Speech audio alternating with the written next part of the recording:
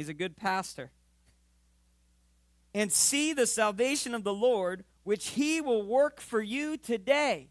Right? They didn't have the whole picture, but what they needed to have was the faith to believe that God was going to uphold his word. Any promise, anything that is spoken in this word is for you. In 2 Corinthians chapter 10, or 1 Corinthians, I'll have to look it up. Chapter 10, I know it's chapter 10.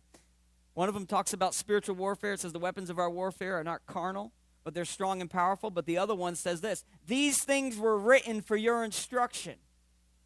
These things were written as an example for you. Anything that's in this word is for us as an example of how to live by faith and what the promises of faith look like. It's an example. That's why it's written.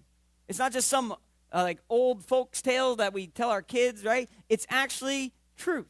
And when we apply the word of God to our life, when we abide by his promises, right, we experience it in our life. We experience the goodness of God, and he gets the glory.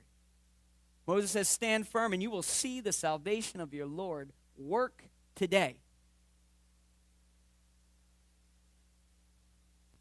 He goes on to say this: for the Egyptians whom you see today, you will never see again. You want to know what Moses doesn't know? Moses does not know that God is about to part that Red Sea like we know. And he doesn't know that that Red Sea is going to collapse on the Egyptians who are pursuing them and drown them all, to the point where they're still finding wheels of the wagon wheels, of the chariot wheels in the bottom of the Red Sea. He doesn't know he's going to do that. He just knows that God spoke, and God's a God of salvation.